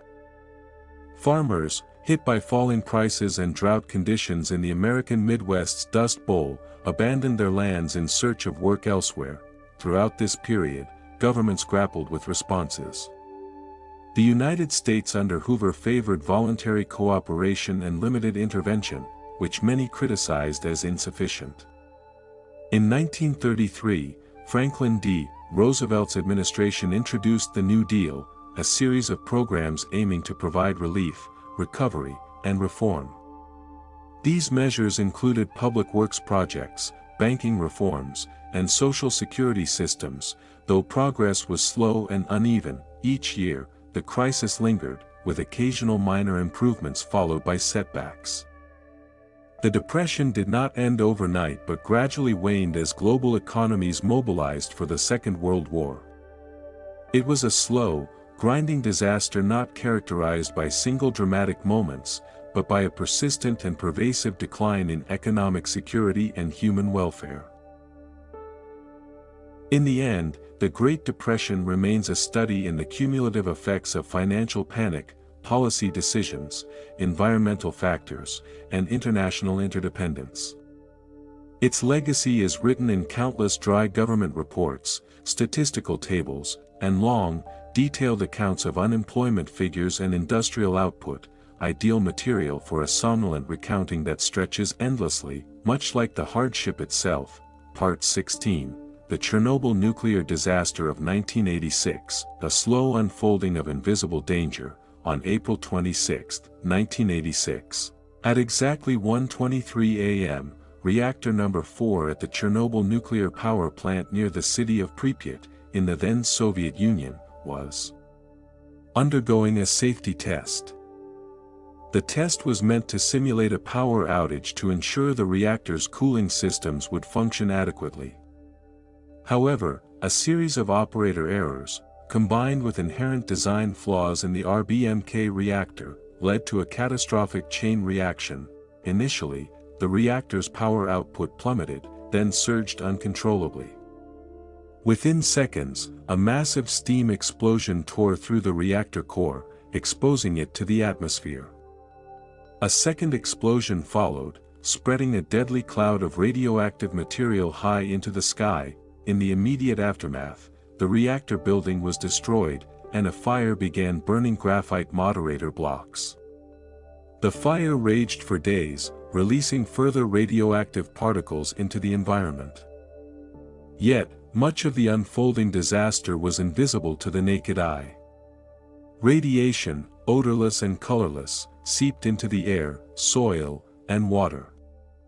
The Soviet government delayed public notification for nearly 36 hours. Residents of Pripyat, a city of nearly 50,000 people located just 3 kilometers from the plant, were not evacuated until 36 hours after the explosion. During this delay, thousands were exposed to dangerous levels of radiation, their symptoms initially mistaken for flu or food poisoning. Emergency workers and firefighters, many unaware of the true danger, performed heroic but ultimately fatal interventions. Over time, the health effects of the radiation became clear: acute radiation sickness, increased cancer rates, and long-term genetic damage. The Soviet government erected a concrete sarcophagus over the destroyed reactor to contain the contamination, a project that took months and involved thousands of workers, often called liquidators, who risked high doses of radiation. The ecological and social consequences were slow to manifest.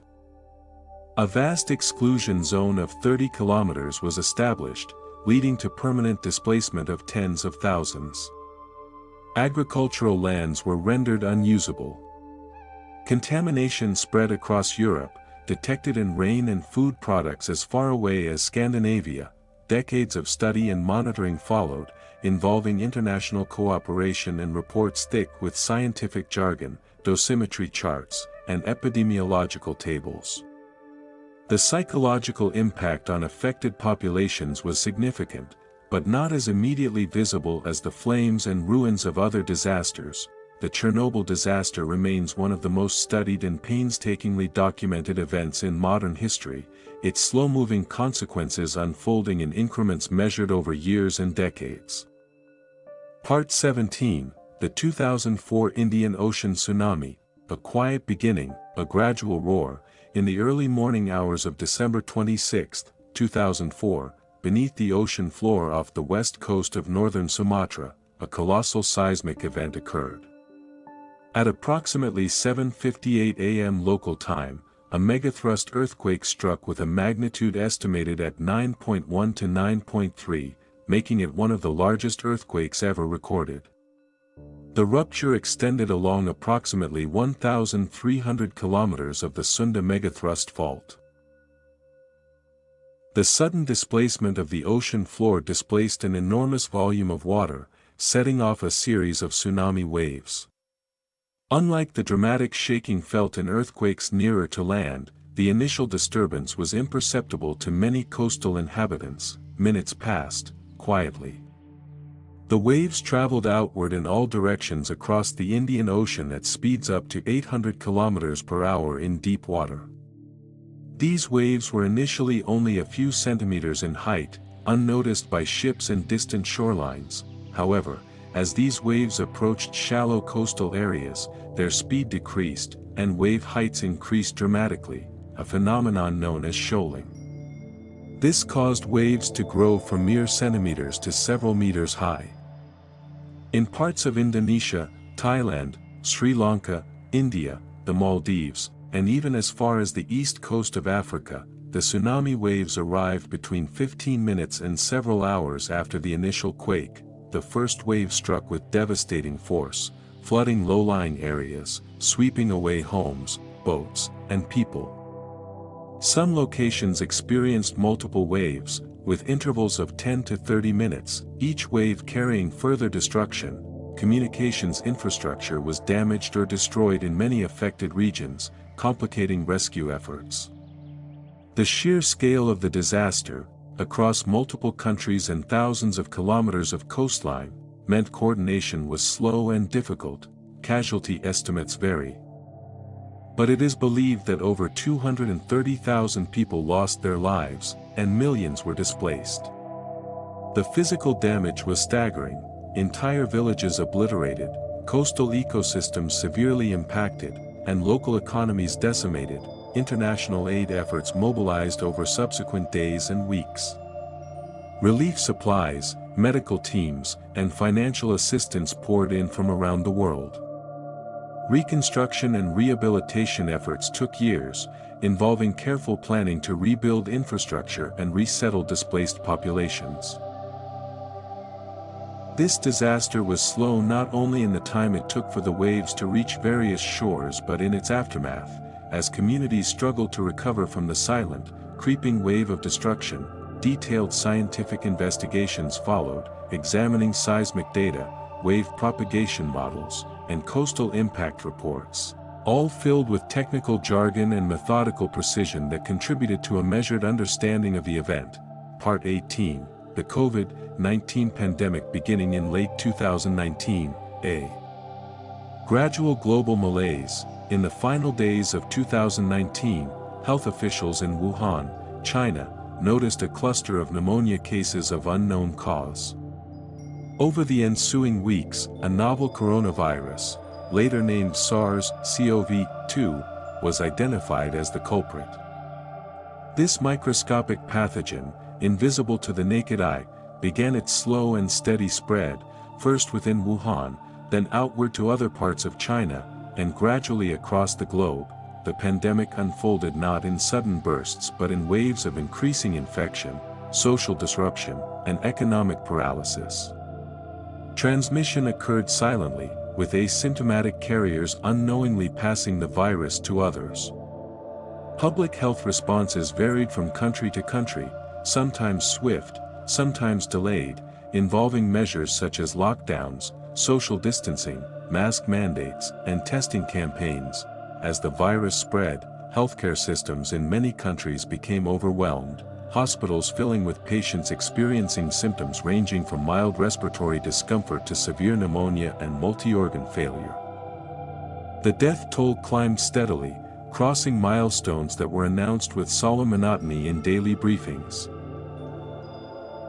Scientists raced to understand the virus, its modes of transmission, mutation patterns, and possible treatments. Research papers, often dense and technical, flooded academic journals. Governments debated vaccine strategies, supply chain logistics, and public health messaging. Vaccine development itself was a painstaking process, spanning months of trials, regulatory review, and mass production planning. Vaccination campaigns began in late 2020 and early 2021, but distribution disparities meant uneven protection worldwide. Variants of the virus emerged over time, each with slightly altered transmissibility or virulence, necessitating ongoing adaptation of public health measures, beyond the direct health impacts. The pandemic caused extended economic downturns, mental health challenges, educational disruptions, and changes in social behavior that reverberated globally. The slow, cumulative toll was recorded in countless reports, statistics, and policy analyses that, while essential, often had the effect of numbing the reader through their detail and repetition.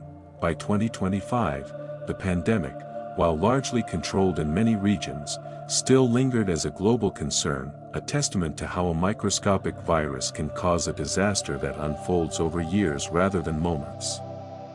Part 19, the Aral Sea Shrinkage, a gradual environmental catastrophe.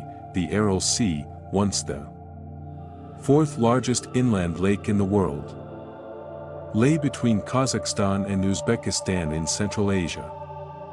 Throughout much of the 20th century, it was a vast expanse of salty water, supporting a thriving ecosystem and fishing industry, and providing livelihood for local communities.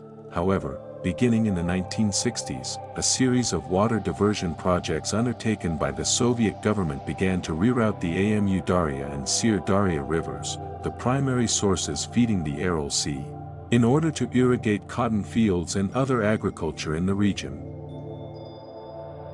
This redirection of water was not an instantaneous event but a gradual process, increasing year by year. As the inflow diminished, the Aral Sea began to shrink. Its surface area, volume, and salinity changed slowly but inexorably over decades. By the 1980s, the effects were noticeable. The shoreline receded, exposing salty seabeds and creating vast deserts of dry, cracked earth where water had once been. Fishing industries collapsed, as fish populations declined due to increased salinity and habitat loss. Local climate changes occurred, with hotter summers and colder winters. The retreat of the sea was marked by dust storms carrying salt and pollutants from the dried seabed, spreading health problems such as respiratory diseases in nearby populations. Efforts to mitigate the disaster were piecemeal and slow.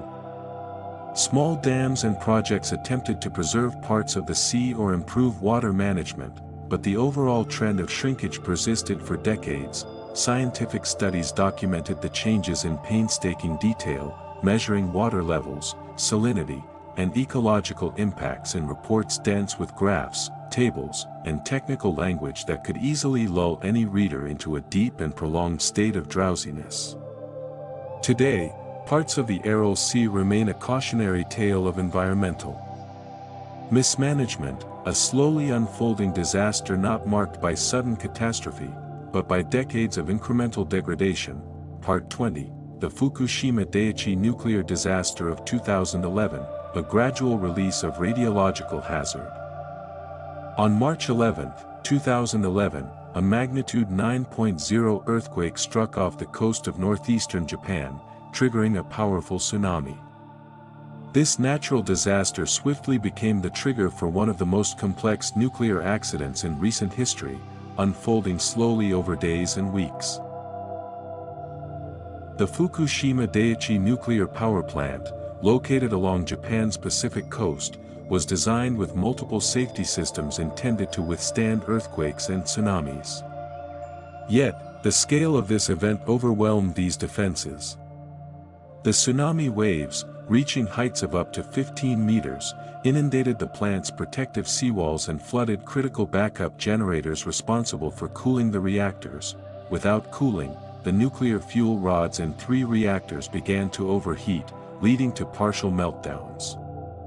Hydrogen gas built up inside the reactor buildings, causing explosions that damaged containment structures and released radioactive material into the atmosphere and surrounding ocean. Unlike instantaneous explosions, the release of radioactive contamination was gradual and complex. Measurements of radioactive isotopes in air, water, and soil were taken continuously over subsequent months and years. The Japanese government established evacuation zones around the plant, with some areas remaining off-limits to residents even years later. The cleanup and containment efforts have been a multi-decade endeavor, involving decontamination, removal of spent fuel, and construction of barriers to prevent further leakage into the Pacific. The disposal of radioactive water stored in tanks on site has been a source of ongoing debate and careful planning. The disaster's health impacts have been difficult to quantify, with studies ongoing into potential increases in cancer rates and other long-term effects. Psychological and social consequences have included displacement, loss of community, and economic hardship. Scientific reports filled with dosimetry data, hydrological studies, and ecological impact assessments have been published steadily, forming an immense body of technical literature that could easily lull even the most attentive reader into a somnolent state. Fukushima remains a poignant example of a disaster characterized not by a single moment of destruction, but by a prolonged period of radiological risk and complex remediation challenges.